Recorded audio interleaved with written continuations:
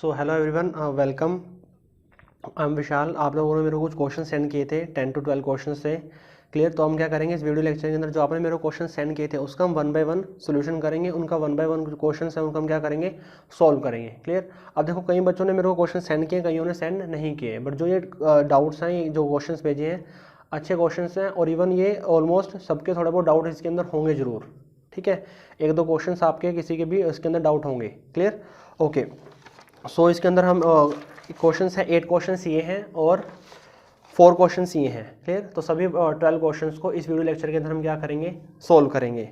Okay. जो बाकी questions बच गए हैं तो अलग से मैं एक और वीडियो बनाऊंगा। जो बाकी बच्चों के क्वेश्चंस हैं उसको हम सेकेंड वीडियो के अंदर क्या करेंगे, उसको कवर करेंगे। Clear. Okay.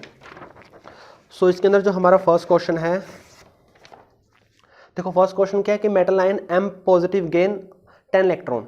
Metal ion M positive gain 10 electrons and produce x kg of metal, find the atomic mass of metal.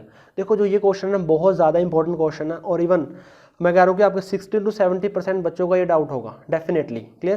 Question ही बहुत ज़्यादा इंपॉर्टेंट है ये। Metal ion M positive gain 10 electrons and produce x kg of metal, find the atomic mass of metal. देखो हमें एक metal given है, कौन सा मेटल है वो, M पॉजिटिव मेटल है। एक जो मेटल है वो कौन सा है, M पॉजिटिव मेटल है, कि मेटल के ऊपर कितना चार्ज है, वो पॉजिटिव चार्ज है। अब मेटल आयन ने क्या किया, 10 इलेक्ट्रॉन गेन कर लिए। मेटल आयन ने क्या किया, 10 इलेक्ट्रॉन को गेन कर लिया। अब देखो बच्चे इस क्वेश्चन में क्या सोचते हैं कि एक मेटल ने 10 इलेक्ट्रॉन गेन कर लिया, एक मेटल ने 10 इलेक्ट्रॉन गेन कर लिया। नहीं, एक मेटल 10 इलेक्ट्रॉन गेन कैसे कर सकता है। देखो हमें पता है कि मेटल क्या होते हैं, metal electropositive in nature. Metal क्या करते हैं, इलेक्ट्रॉन लूज करना पसंद करते हैं, ना ही वो गेन करना। ठीक है। अब जो M पॉजिटिव है, M पॉजिटिव का मतलब क्या, उसके ऊपर एक पॉजिटिव चार्ज है, तो जो M पॉजिटिव है मेटल वो सिर्फ एक इलेक्ट्रॉन गेन कर सकता है। मतलब एक M पॉजिटिव एक ही इलेक्ट्रॉन क्या कर सकता है, वो गेन कर सकता है। क्लियर। अब देखो metal ion M positive gain 10 electron, इसका मतलब है कि एक मेटल आयन एक इलेक्ट्रॉन को गेन करेगा, तो 10 मेटल आयन कितने इलेक्ट्रॉन गेन करेंगे, 10 इलेक्ट्रॉन गेन करेंगे। ठीक है ना। जैसे एक M पॉजिटिव है, वो इलेक्ट्रॉन को गेन करेगा तो क्या बनाएगा, न्यूट्रल आ जाएगा वो। ठीक है। और अब 10 मेटल पॉजिटिव है, वो क्या करेंगे, 10 इलेक्ट्रॉन गेन करेंगे और क्या बना देंगे, 10 मेटल फॉर्म करेंगे। क्या फॉर्म करेंगे, वो 10 मेटल फॉर्म करेंगे। अब देखो जो वो 10 इलेक्ट्रॉन गेन करेंगे, जो उनका वेट कितना बन जाएगा, x kg वेट बन जाएगा। Metal ion M positive gain 10 electrons and produce x kg of metal, उनका वेट कितना बन जाएगा, x kg बन जाएगा। इसका मतलब है कि जो 10 मेटल है ना, 10 मेटल उनका वेट कितना गिवन है हमें, x kg गिवन है। जो 10 मेटल है, 10 मेटल उनका वेट कितना गिवन है हमें, x kg हमें गिवन है। और हमें क्या करना है, हमें एटॉमिक मास को फाइंड आउट करना है। ठीक है। देखो 10 मेटल का वेट 10 x kg है, ये तो समझ आ गया ना। एक मेटल एक इलेक्ट्रॉन गेन करेगा, 10 मेटल 10 इलेक्ट्रॉन गेन करेंगे, और 10 मेटल का वेट कितना हो गया, x kg हो गया। ओके, मैं इसको जो kg है, kg को ग्राम में कर लेता हूँ, तो कितना हो जाएगा, x इंटू 10⁻³ ग्राम। हम जब बड़ी यूनिट से छोटी यूनिट में जाएंगे तो क्या करेंगे, हम मल्टीप्लाई करेंगे। क्लियर। तो 10 मेटल का वेट कितना हो गया, x इंटू 10⁻³ ग्राम। एक मेटल का वेट कितना होगा, एक मेटल का वेट होगा x इंटू 10⁻³ ग्राम अपॉन में 10, तो कितना आ गया, x इंटू 10⁻² ग्राम। किसका वेट आ गया, ये एक मेटल का वेट आ गया ये। ठीक है। एक मेटल का वेट कितना आ गया, x इंटू 10⁻² ग्राम आ गया। अब देखो हम किसी का भी मोलर मास निकालते हैं, तो वो क्या होता है, वो हमारे 1 मोल ऑफ एंटिटीज का मास होता है। जैसे मैं बोल रहा हूँ कि कार्बन का मास कितना है, कार्बन का मास आप बोलोगे सर 12 ग्राम है, तो 12 ग्राम किसका है, जब हमने 1 मोल कार्बन लिए, मतलब 6.02 10⁻23 जब मैंने कार्बन लिए, उनका वेट लिया तो कितना आया, 12 ग्राम आया। तो मेरे को किसी का भी अगर मोलर मास निकालना है तो मेरे को कितना करना पड़ेगा, उसकी Na एंटिटीज लेनी पड़ेंगी। 6.02 10⁻23 एंटिटीज जब मैं लूंगा उसकी, तो उसका जो वेट आएगा वही क्या आएगा, हमारा मोलर मास आएगा। सिंपल सी बात है। एक मेटल का वेट इतना हो गया, हमें कितने का निकालना है, हमें तो निकालना है Na मेटल का वेट।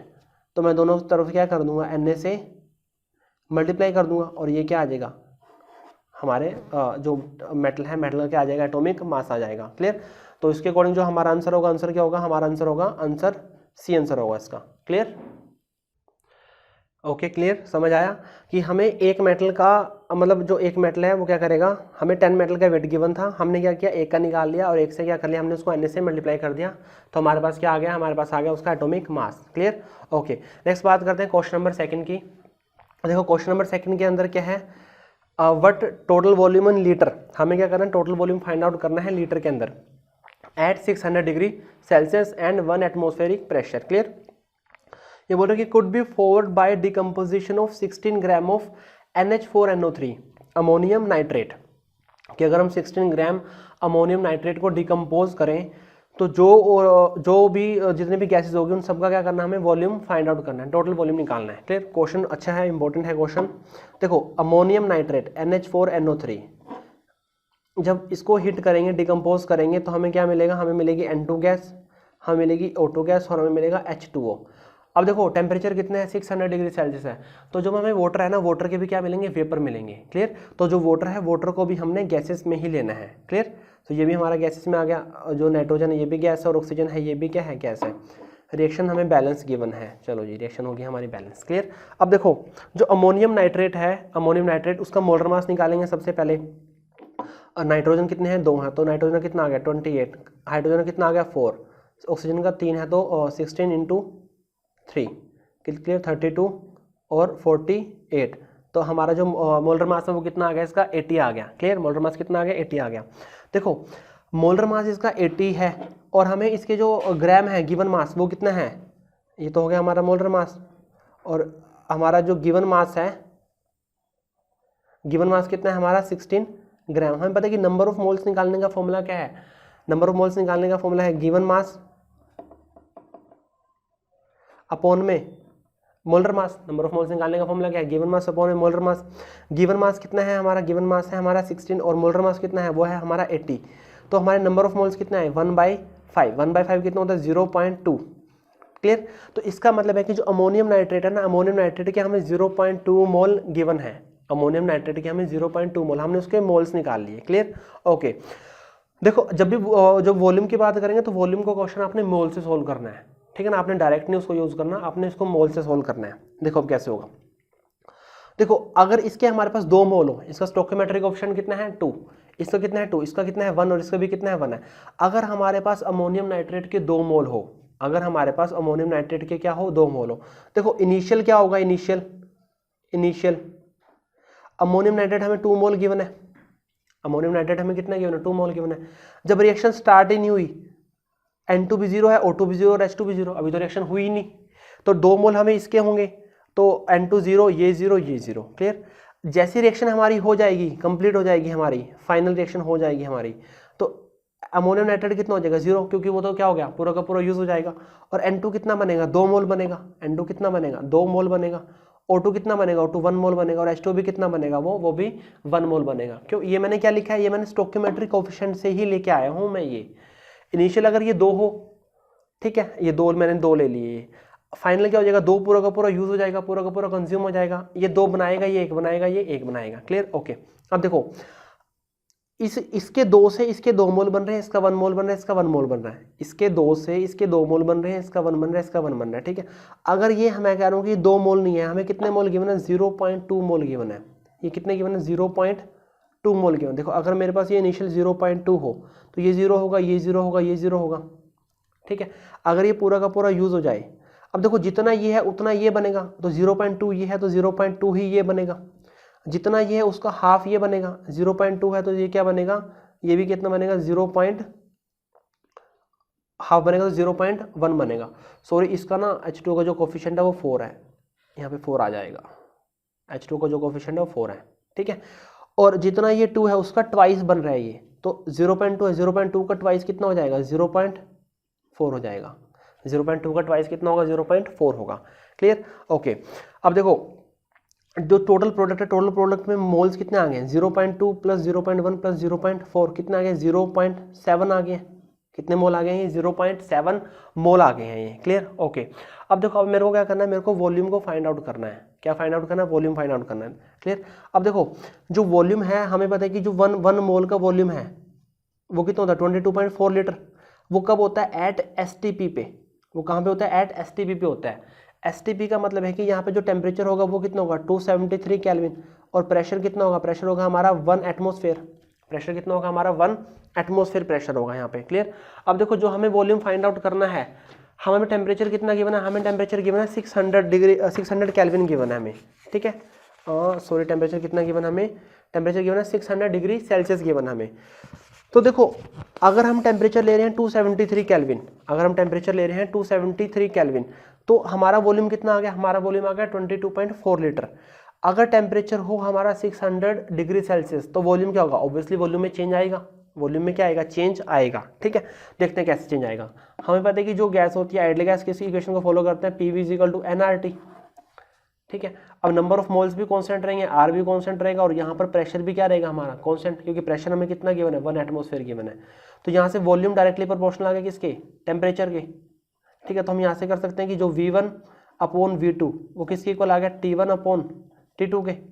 V1/V2 = T1/T2। V1 और T1 क्या है, ये इनिशियल कंडीशन है, और V2 और T2 क्या है, ये फाइनल कंडीशन है। देखो मेरा V1 क्या होगा, मेरा V1 होगा 22.4 लीटर, और T1 क्या होगा, किस टेम्परेचर पे होता है ये, 273 केल्विन पे होता है ये। V2 कितना वॉल्यूम बन जाएगा वो मेरे को फाइंड आउट करना है, और T2 टेम्परेचर कितना होगा, 600 डिग्री सेल्सियस, प्लस में क्या कर दूंगा मैं, 273 कर दूंगा, तो कितना आ गया, 873 केल्विन आ गया। ठीक है, जब मैं इसको यहाँ पर पुट करूंगा 22.4/x 273/873, तो मेरी यहाँ से जो x की वैल्यू है ना, x की वैल्यू यहाँ से फाइंड आउट करना है, x की वैल्यू आएगी हमारी 71.63 लीटर। अब इसको सोल्व कर लेना, कितने आएगी, 71.63 लीटर आएगी यहाँ से वैल्यू। ठीक है, अब देखो, अब यहाँ से ना देखो, ये आपको थोड़ी सी अलग लग रही होगी अगर आपने नहीं की होगी, वैसे तो आपने की हुई है। गैसेस स्टेट के अंदर हम ये ज़्यादा डिस्कस करते हैं जो हमारे नेक्स्ट चैप्टर्स हैं। क्लियर, अगर हम टेम्परेचर हो हमारा 273 और प्रेशर हो हमारा 1 एटमॉस्फेयर, तब 1 मोल का जो वॉल्यूम है वो कितना होगा, 22.4 लीटर। 1 मोल का जो वॉल्यूम है वो कितना होगा, 22.4 लीटर। अब अगर हमारा टेम्परेचर हो 873 केल्विन और प्रेशर हो हमारा 1 एटमॉस्फेयर, तब जो हमारा 1 मोल है ना, तब 1 मोल का वॉल्यूम कितना होगा, 71.63 लीटर होगा। आपने हर बार 22.4 आंख बंद करके यूज़ नहीं करना, चेंज होगा ये। क्लियर, तो उसके अकॉर्डिंग आपने इसको सोल्व करना है। तो यहाँ से 1 मोल का वॉल्यूम इतना आ गया, 0.7 मोल थे हमें गिवन थे, तो 0.7 मोल का निकालेंगे तो क्या कर देंगे, मल्टीप्लाई कर देंगे 71.63 इंटू में 0.7। क्लियर, तो आंसर कितना आएगा, आंसर आएगा हमारा 50.14 लीटर आ जाएगा। ठीक है, तो 50.14 लीटर क्या हुआ हमारा, इसका आंसर हुआ। तो इस तरह से आपने इस क्वेश्चन को सोल्व करना है। क्लियर, आपको जो नंबर ऑफ मोल्स आप इजीली निकालोगे, तो वॉल्यूम आपने 22.4 नहीं यूज़ करना, क्योंकि 22.4 तो होता है 273 पे, हमें तो 600 डिग्री सेल्सियस पे निकालना है, तो वॉल्यूम पे क्या होगा, चेंज होगा, उसके अकॉर्डिंग करना है आपने इसको। Clear, okay. नेक्स्ट क्वेश्चन की बात करते हैं, क्वेश्चन नंबर 3 जो हमें गिवन है। देखो क्वेश्चन नंबर 3 के अंदर हमें बोल रहा है कि nitric acid is manufactured by Ostwald process. देखो ओस्टवाल्ड प्रोसेस होता है ना, वो नाइट्रिक एसिड है ना, उसकी हम मैन्युफैक्चरिंग के लिए यूज़ करते हैं। ये जब हमारे जो चैप्टर आएंगे पी ब्लॉक में हम इसको डिस्कस करेंगे ओस्टवाल्ड प्रोसेस को। ठीक है, ओके, ये हमारा क्वेश्चन वैसे ये कंप्लीट नहीं है, क्वेश्चन कंप्लीट मैं बोल देता हूँ। क्वेश्चन निकालना है आपने, how many grams of nitrogen NO2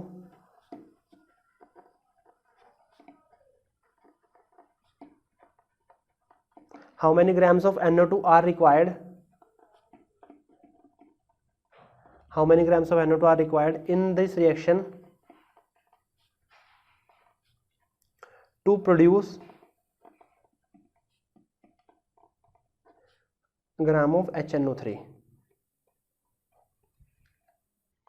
देखो हमें इसके अंदर क्या है, इसके अंदर हमें नाइट्रिक एसिड का अमाउंट गिवन है। नाइट्रिक एसिड कितना गिवन है, 25.2 ग्राम गिवन है हमें। क्लियर, और हमें क्या करना है, हमें यहाँ से NO2 का मास है वो कैलकुलेट करना है। क्लियर, देखो रिएक्शन हमें गिवन है, रिएक्शन क्या है, हमें बैलेंस रिएक्शन गिवन है 3NO2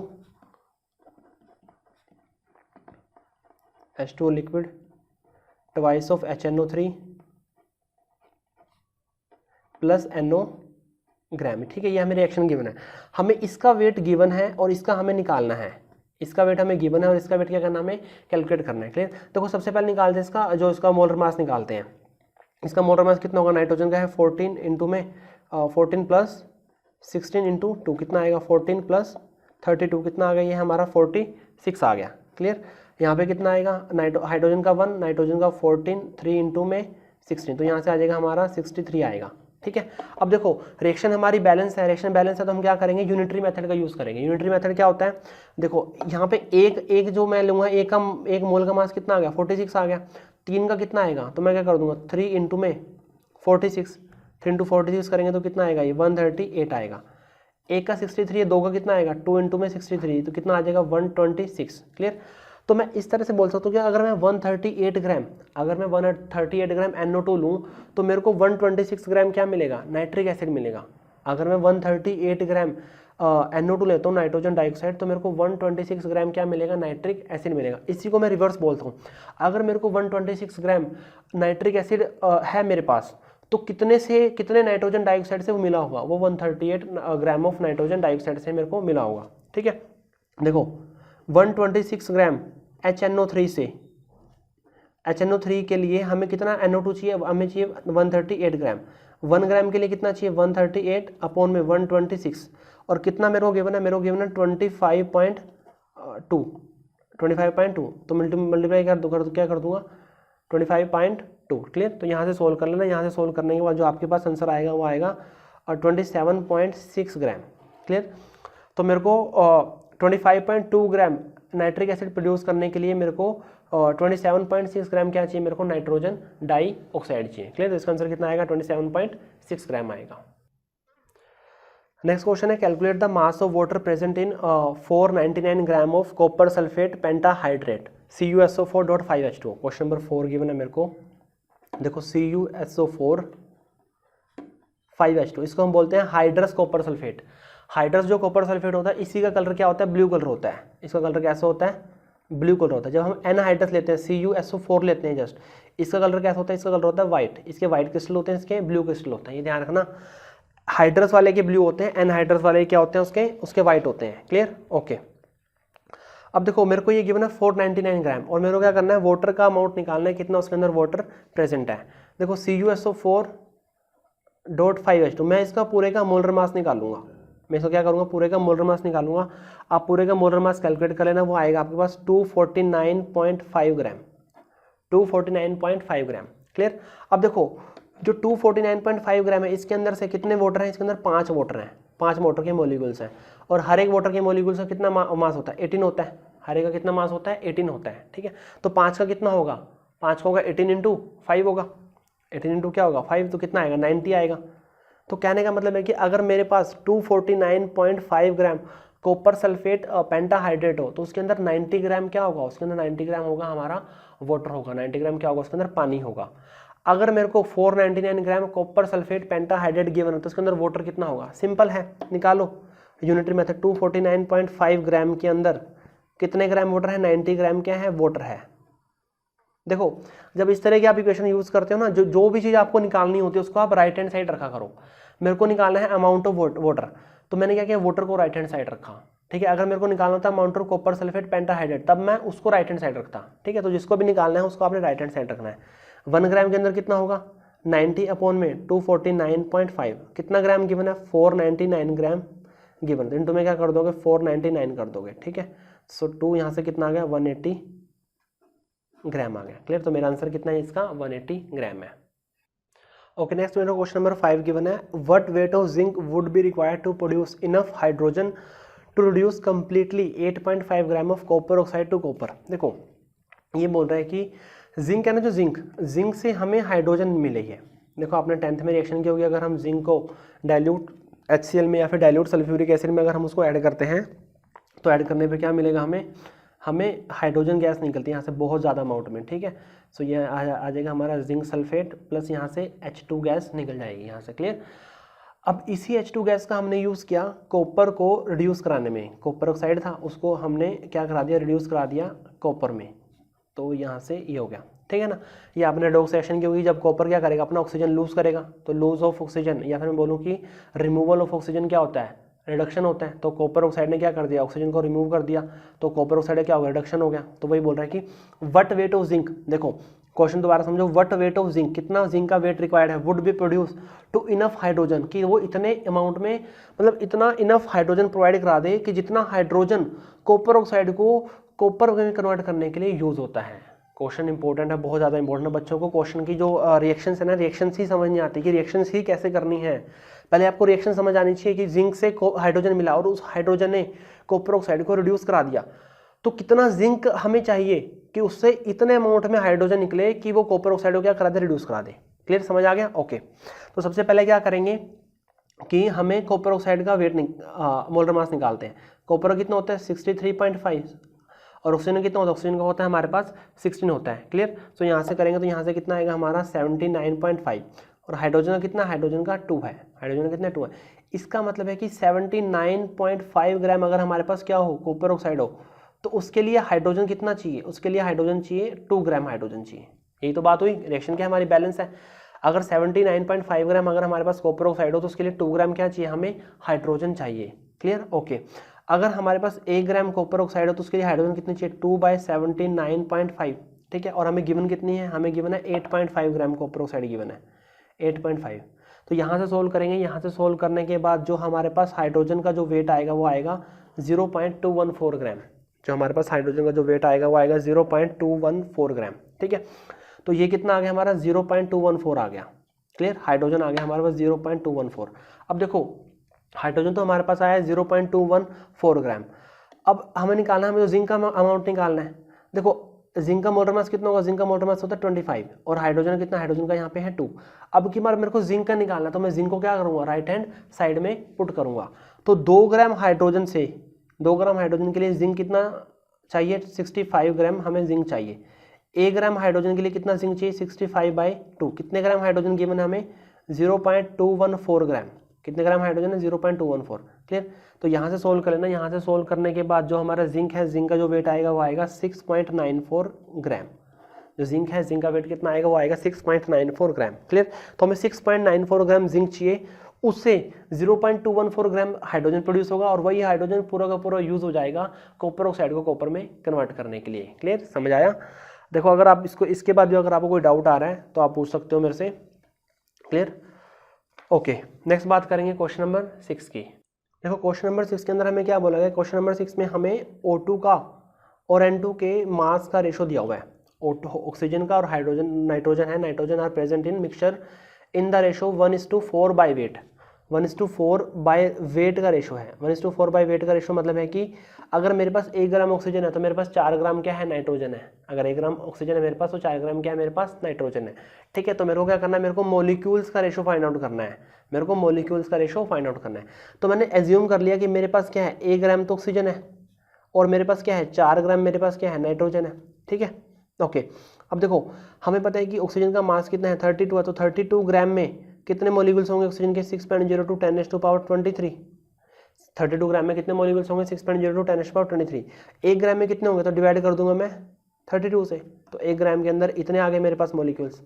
ऐसे में नाइट्रोजन की बात करूंगा, नाइट्रोजन के 28 ग्राम में, क्योंकि नाइट्रोजन का मास कितना है, मोलर मास 28 है ना, तो 28 ग्राम में कितने हैं, 6.02 × 10⁻23 है। 1 ग्राम में कितने होंगे भाई, 6.02 × 10⁻23। ठीक है, अपॉन में 28। और मेरे को कितने ग्राम गिवन है, 4 ग्राम गिवन है। तो 4 के लिए निकालूंगा तो मल्टीप्लाई कर दूंगा 4 से, तो कितना आ गया यहाँ पे, इतना आ गया।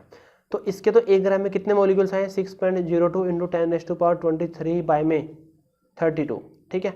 नाइट्रोजन कितने आए, 6.02 × 10⁻23 अपॉन में 7 आए हैं। क्लियर। तो यहाँ से ये पूरा का पूरा कैंसिल हो जाएगा। तो आंसर कितना आएगा, 7:32। तो जिसका रेशो है, रेशो कितना है, वो 7:32 रेशो है। क्लियर। ये इसके मॉलिक्यूल्स का रेशो है। तो 1:4 रेशो तो मैंने 1 ग्राम ले लिया, 4 ग्राम ले लिया, आप 10 ग्राम 40 ग्राम कितना भी ले सकते हो आप उसका। ठीक है। तो मैंने 1 ग्राम में ऑक्सीजन के मॉलिक्यूल्स निकाल लिए और नाइट्रोजन के 4 ग्राम में निकाले, दोनों का क्या करा मैंने, रेशो ले लिया। रेशो कर लेने के बाद क्या आ गया आंसर मेरा, 7:32 आ गया। क्लियर। देखो मेरे को जो नेक्स्ट क्वेश्चन गिवन है, क्वेश्चन नंबर 7। क्वेश्चन नंबर 7 में क्या है, अच्छा क्वेश्चन है, इंपॉर्टेंट है ये। A certain public water supply contain 0.1 parts पर मिलियन ऑफ क्लोरोफॉर्म। देखो एक पब्लिक वाटर सप्लाई है, उसके अंदर क्या है कि 0.1 ppb ऑफ क्लोरोफॉर्म है, 0.1 ppb ऑफ क्लोरोफॉर्म है। देखो आपने अगर कंसंट्रेशन टर्म्स में पार्ट्स पर मिलियन या फिर पार्ट्स पर बिलियन पढ़ा हुआ है, सो आपको आइडिया होगा कि ppb और ppb क्या होता है ये। अगर नहीं पढ़ा तो आपको मैं अपने उसका आपको वीडियो का लिंक दे दूंगा, तो वहाँ से आप पार्ट्स पर मिलियन और पार्ट्स पर बिलियन को देख सकते हो। क्लियर। ओके। देखो पार्ट्स पर मिलियन, पार्ट्स पर बिलियन कितना गिवन है मेरे को, 0.1 गिवन है, ppb गिवन है। ठीक है। 0.1 ppb का मतलब क्या है कि अगर मेरे पास 0.1 ग्राम क्या हो, क्लोरोफॉर्म हो, CHCl3, 0.1 ग्राम क्या हो, क्लोरोफॉर्म हो।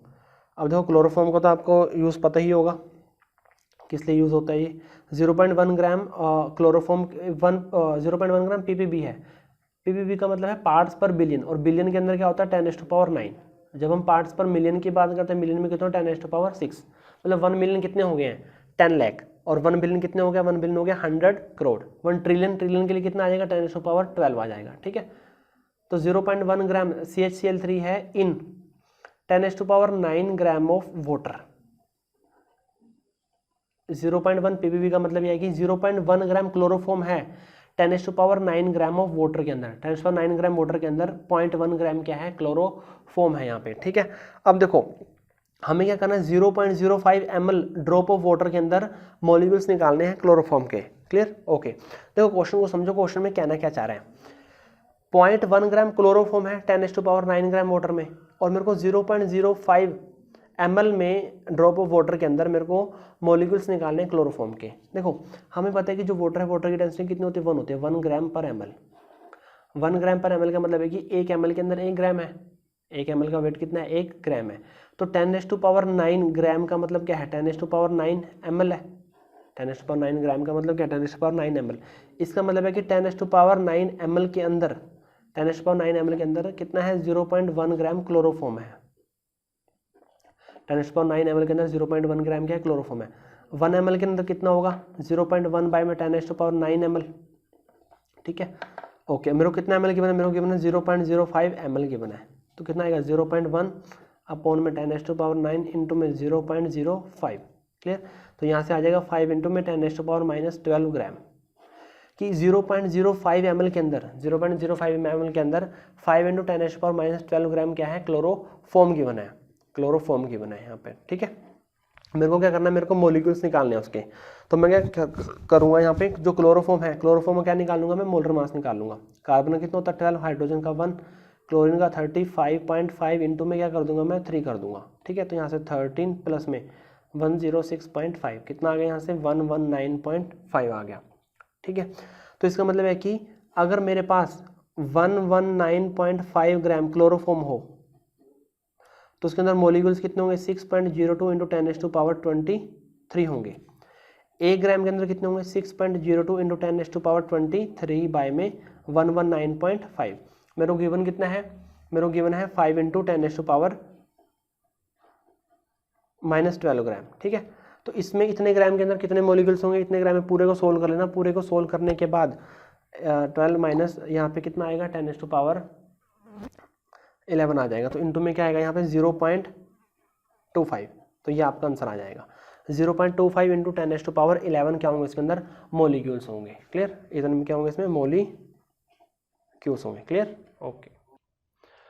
ओके, मेरे को जो क्वेश्चन नंबर 8 है, क्वेश्चन नंबर 8 के अंदर क्या है कि रदरफोर्ड ने एक एक्सपेरिमेंट किया। रदरफोर्ड के अल्फा पार्टिकल्स क्या किया, उसको बम्बार्ड कराया टुवर्ड्स कॉपर एटम कि जो एक अल्फा पार्टिकल है। क्वेश्चन बहुत ज़्यादा इंपॉर्टेंट है ये वाला कि क्या हुआ कि एक अल्फा पार्टिकल आया इन्फिनिटी से, कि जो अल्फा पार्टिकल है वो इन्फिनिटी से आया। वो कहाँ पे आ रहा है, वो कॉपर एटम की तरफ आ रहा है। वो ये हमारा लेट्स से कि कॉपर एटम है, और ये कॉपर एटम का क्या हुआ, न्यूक्लियस हो गया कि वो कॉपर एटम की तरफ आ रहा है। वो देखो, in the Rutherford experiment alpha particle were bombarded towards the copper atom so as to arrive at a distance of 10⁻13 metre from the nucleus of copper.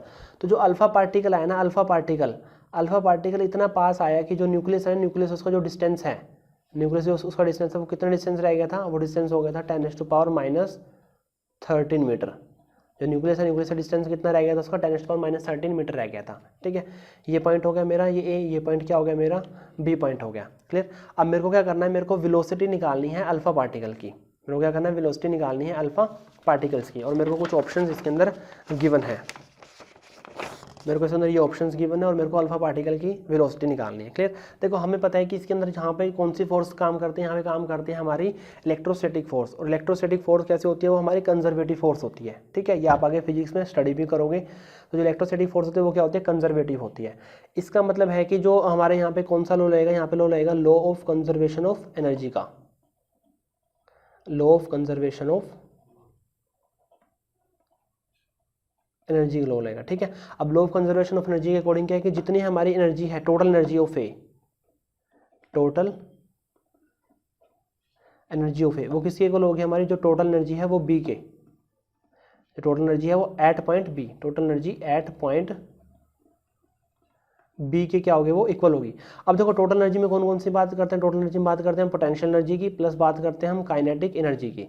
यहाँ पे भी पोटेंशियल एनर्जी प्लस में काइनेटिक एनर्जी, ठीक है। अब देखो जो हमारा अल्फा पार्टिकल है वो इन्फिनाइट डिस्टेंस से आ रहा है, वो कहाँ से आ रहा है, इन्फिनाइट डिस्टेंस से आ रहा है। तो यहाँ पर जो पोटेंशियल एनर्जी है वो क्या हो जाएगी हमारी, वो जीरो हो जाएगी, पोटेंशियल एनर्जी क्या हो जाएगी, जीरो। यहाँ पर किसकी वैल्यू आएगी, काइनेटिक एनर्जी की वैल्यू आएगी, और काइनेटिक एनर्जी क्या होती है, half m v square kinetic energy होती है, ठीक है, इज इक्वल टू ओके, क्योंकि जो इन्फिनाइट में हमारी पोटेंशियल एनर्जी क्या होती है, वो जीरो हो जाती है, क्योंकि जो फॉर्मूला क्या है पोटेंशियल एनर्जी का, के Q1 Q2 अपॉन में, के Q1 Q2 अपॉन में क्या आएगा, आर आएगा, ठीक है। तो अगर आर हमारा इन्फिनाइट है तो 1/इन्फिनाइट क्या होता है, जीरो होता है वो।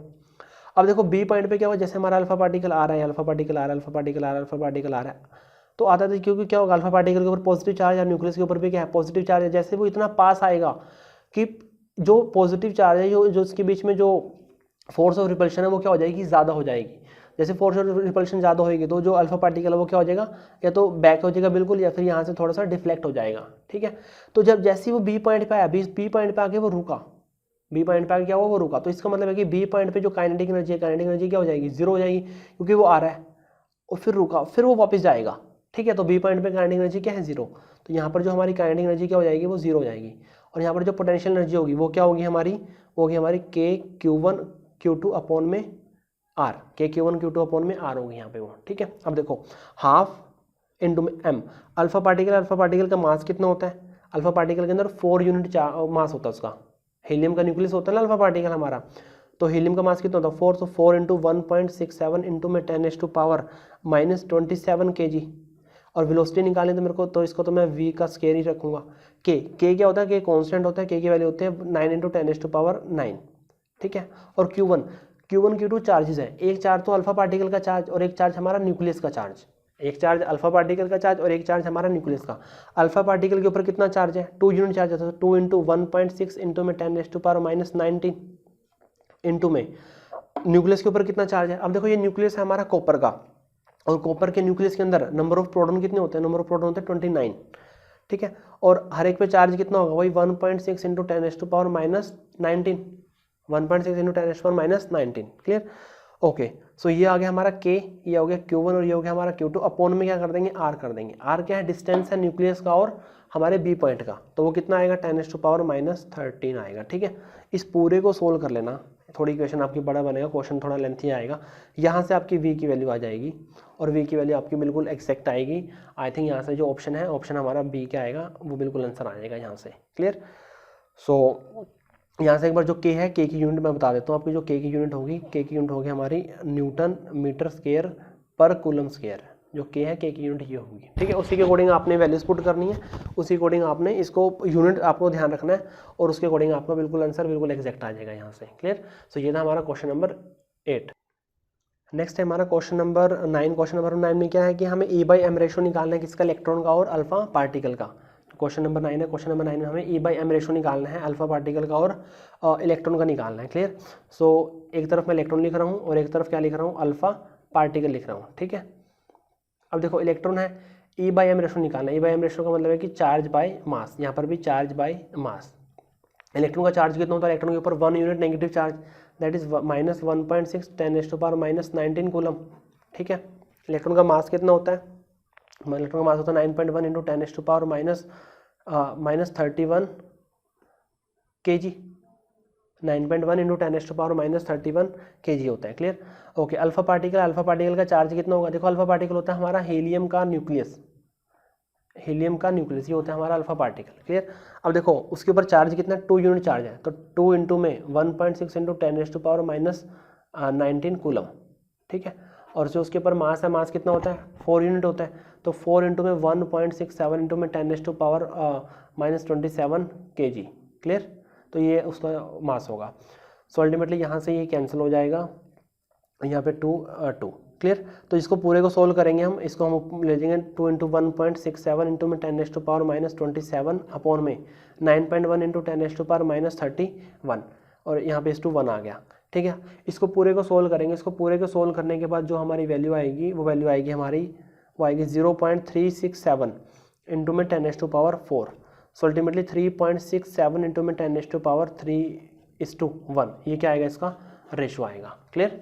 सो E/m रेशो आएगा, ये हमारा अल्फा पार्टिकल का इलेक्ट्रॉन इस टू अल्फा पार्टिकल का आ जाएगा, क्लियर, ओके।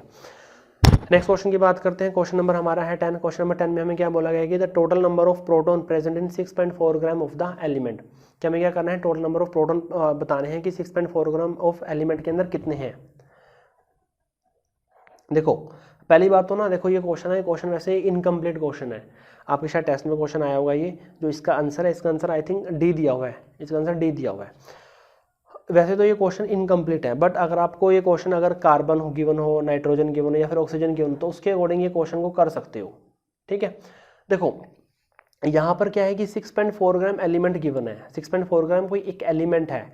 अब जो एलिमेंट है, देखो हमें पता है कि हम किसी भी एलिमेंट का जो मास निकालते हैं, किसी भी एलिमेंट का मास किसकी वजह से होता है, वो एलिमेंट का मास होता है प्रोटॉन की वजह से और न्यूट्रॉन की वजह से, क्योंकि इलेक्ट्रॉन का मास हम क्या करते हैं, नेग्लिजिबल कर देते हैं। ठीक है, अब देखो हमें क्या पता कि उस एलिमेंट के अंदर कितने प्रोटॉन और कितने न्यूट्रॉन है, हमें कैसे पता कि उसके अंदर कितने प्रोटॉन और कितने उसके अंदर न्यूट्रॉन है, तो हमें नहीं पता।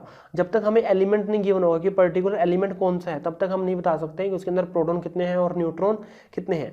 बट अगर हमें फिर भी इस क्वेश्चन को करना हो तो हम उसके अंदर ये कर सकते हैं कि उसके अंदर हाफ प्रोटॉन ले लें और हाफ क्या ले लें, उसके अंदर न्यूट्रॉन ले लें, कि उसके अंदर हाफ प्रोटॉन लें और हाफ क्या लें, उसके अंदर न्यूट्रॉन ले लें, तब हम ये क्वेश्चन को सोल्व कर सकते हैं। Clear, okay. देखो हमें पता है कि एक प्रोटॉन का या फिर एक न्यूट्रॉन का मास कितना होता है, वो होता है 1.67 इंटू में 10⁻⁻27 kg। एक प्रोटॉन का या फिर एक न्यूट्रॉन का मास होता है। इसका मतलब है कि 1.67 इंटू में 10⁻⁻27 ग्राम्स में ले लो, तो 10⁻⁻24 ले लो। ग्राम्स के अंदर एक प्रोटॉन है, एक प्रोटॉन या फिर एक क्या है, न्यूट्रॉन है। तो इतने ग्राम के अंदर इतना है, एक ग्राम के अंदर कितना होगा, एक ग्राम के अंदर प्रोटॉन होंगे 1/1.67 इंटू में 10⁻⁻24। और कितने ग्राम प्रोटॉन गिवन है, हमें गिवन है 6.4 ग्राम। तो 6.4 ग्राम में कितना होगा, इंटू में क्या कर दोगे, 6.4 कर दोगे। क्लियर, तो यहाँ से सोल्व करने के बाद आपकी जो वैल्यू आएगी, वो वैल्यू क्या आएगी आपकी, वो आएगी 38.4 इंटू में 10⁻23 आएगी, कि इतने क्या उसके अंदर प्रोटॉन है और न्यूट्रॉन है। तो मैंने क्या किया, मैंने लेट कर लिया कि उसके अंदर सेम नंबर में प्रोटॉन और सेम नंबर में क्या है, न्यूट्रॉन है। मतलब इतने ही उसके अंदर क्या है, प्रोटॉन प्लस न्यूट्रॉन का कॉम्बिनेशन है। इतने उसके अंदर क्या है, प्रोटॉन और न्यूट्रॉन है। तो अगर मेरे को सिर्फ प्रोटॉन निकालना है तो मैं क्या करूँगा, इसको 2 से डिवाइड कर दूंगा, तो कितना आएगा 19.2 इंटू में 10⁻23। अगेन मैं बोल रहा हूँ क्वेश्चन ये इनकम्प्लीट है, उसको एलिमेंट गिवन होना देना चाहिए था कि एलिमेंट कौन सा एलिमेंट है। अगर एलिमेंट नहीं गिवन है तो हाफ हाफ लेके कर लो, तो आप एक बार आंसर अपना मैच कर सकते हो। अगर आंसर ऑप्शन वो मिल रहा है आपको, जो ऑप्शन में जो आपका आंसर आया है, तो उसके अकॉर्डिंग आप कर सकते हो उसको। Clear, okay. नेक्स्ट बात करते हैं क्वेश्चन नंबर 11 की। क्वेश्चन नंबर 11 में बोल रहा है कि फाइंड मोलैलिटी। हमें क्या करना है, मोलैलिटी को फाइंड करना है, और मोलैलिटी और डेंसिटी में गिवन। देखो इस क्वेश्चन का जो लिंक है ना, इस क्वेश्चन का लिंक मैं आपको इसकी वीडियो के डिस्क्रिप्शन में दूंगा। वीडियो के डिस्क्रिप्शन में एक आपको लिंक मिलेगा मोलैलिटी का मैं लिंक दे दूंगा। उस लिंक में जाना, उस लिंक में जाके आपको सारी मोलैलिटी की कन्वर्जन, सारी मोलैलिटी की कन्वर्जन, बाकी सारी कंसंट्रेशन टर्म्स आपको वहाँ मिल जाएगी। जितनी भी कंसंट्रेशन टर्म्स है आपके सिलेबस के अंदर सारी मिल जाएगी वहाँ से। उनके क्वेश्चन प्रैक्टिस के मिलेंगे, आप उसको देखो, आप उसको सोल्व करो। तो ये क्वेश्चन तो इंपॉर्टेंट है, पर जो इसका किस तरह आया ये, उसका मैं आपको वीडियो का लिंक दे दूंगा। Clear, okay. नेक्स्ट बात करते हैं क्वेश्चन नंबर 12 की। देखो क्वेश्चन नंबर 12 में हम बोल रहे हैं कि specific volume of cylindrical virus. एक वायरस है, ठीक है, और उस वायरस का क्या है, वो सिलेंड्रिकल के शेप का है, और हमें उसकी स्पेसिफिक वॉल्यूम दी हुई है। उसकी हमें क्या दी हुई है, स्पेसिफिक वॉल्यूम दी हुई। कितनी है उसकी specific volume, 6.02 into 10⁻⁻2 centimetre cube upon gram. ये हमें उसकी स्पेसिफिक वॉल्यूम दी हुई है। ठीक है, हमें क्या दिया हुआ है, हमें साथ में रेडियस दी हुई है। रेडियस कितनी है, 7 एंगस्ट्रॉम है। उसकी हमें लेंथ दी हुई है, लेंथ कितनी है, लेंथ है 10 एंगस्ट्रॉम है। ठीक है, ओके। और हमें क्या करना है, हमें मोलिकुलर मास निकालना है, किसका, वायरस का निकालना है। क्लियर, देखो सबसे पहले तो हम क्या करेंगे, सबसे पहले ना हम इसका वॉल्यूम फाइंड आउट करेंगे, क्योंकि जो सिलेंड्रिकल वायरस है हम उसका क्या निकालेंगे, वॉल्यूम निकालेंगे। और सिलेंडर का वॉल्यूम का फॉर्मूला क्या था, πr²h। सो 3.14 इंटू में, अब देखो ये सेंटीमीटर क्यूब में है और ये एंगस्ट्रॉम में है, तो मैं एंगस्ट्रॉम को सेंटीमीटर क्यूब में कन्वर्ट कर लूँगा। तो 7 एंगस्ट्रॉम कितना हो जाएगा, 7 इंटू 10⁻⁻8 सेंटीमीटर। ये कितना हो जाएगा, 10 इंटू में 10⁻⁻8 सेंटीमीटर। तो ये तो आ गया हमारा 10⁻⁻7। ठीक है, तो 3.14 इंटू आर कितना है, 7 इंटू में 10⁻⁻8 का स्क्वायर इंटू में 10⁻⁻7। ये आ जाएगा हमारा सेंटीमीटर क्यूब आ जाएगा वॉल्यूम। ठीक है, क्लियर। इसको पूरे को सोल्व करना, पूरे को सोल्व करने के बाद कितना आएगा, वो आएगा हमारा 153.86 इंटू में 10⁻⁻23 सेंटीमीटर क्यूब। क्लियर, ये आ जाएगा हमारा। ओके, अब देखो ये तो आ गया हमारा वॉल्यूम, ये हमारा क्या आ गया वॉल्यूम, और हमें स्पेसिफिक वॉल्यूम क्या गिवन है, हमें स्पेसिफिक वॉल्यूम गिवन है, हमें वो गिवन है 6.02 10⁻², गिवन है। ठीक है, अब देखो ये वॉल्यूम है, अगर मैं वॉल्यूम को स्पेसिफिक वॉल्यूम से क्या कर दूं, डिवाइड कर दूं, अगर मैं वॉल्यूम को स्पेसिफिक वॉल्यूम से क्या कर दूं, डिवाइड कर दूं, देखो इसकी यूनिट क्या है सेंटीमीटर क्यूब, और इसकी यूनिट क्या है सेंटीमीटर क्यूब अपॉन में ग्राम, तो सेंटीमीटर सेंटीमीटर कैंसिल हो जाएगा, और जो हमारा ग्राम है, ग्राम कहाँ चला जाएगा, वो ऊपर चला जाएगा। ठीक है, कितना गिवन है 6.02 इंटू में 10⁻²। सो यहाँ से क्या आएगा, यहाँ से आएगा हमारा 153.86 इंटू में 10⁻23 अपॉन में क्या आ गया 6.02 इंटू 10⁻², क्या आ गया, ये ग्राम आ गया। ठीक है, मतलब जो हमारा वायरस है, वायरस का जो वेट है वो ग्राम के अंदर आ चुका है, वो कितना आ गया, वो ग्राम के अंदर। जब हम उसको सोल्व करेंगे, उसको सोल्व करने के बाद जो हमारी वैल्यू आएगी वो कितनी आएगी, यहाँ से वो जो हमारी वैल्यू कितनी आएगी, यहाँ से वो आएगी हमारी 25.5 इंटू में 10⁻⁻21 ग्राम आ गया है। क्लियर, अब देखो अब हमें क्या करना है, हमें तो जो हमें ऑप्शन गिवन है, हमें केजी पर मोल के अंदर गिवन है, ये तो एक वायरस का आया ना ग्राम के अंदर, तो हमें एक मोल का निकालना है। तो एक मोल का कितने करेंगे 25.5 इंटू में 10⁻⁻21 इंटू में क्या कर देंगे 6.02 इंटू 10⁻23 कर देंगे, तो ये एक मोल का आ गया। अब ये ग्राम के अंदर आए, ग्राम को हम केजी में कन्वर्ट करेंगे तो वो कितना आएगा 10⁻³ आ जाएगा। इसको पूरे को सोल्व करेंगे, पूरे को सोल्व करने के बाद जो हमारा आंसर आएगा वो आएगा 15.4 kg पर mole. Clear, okay, thank you.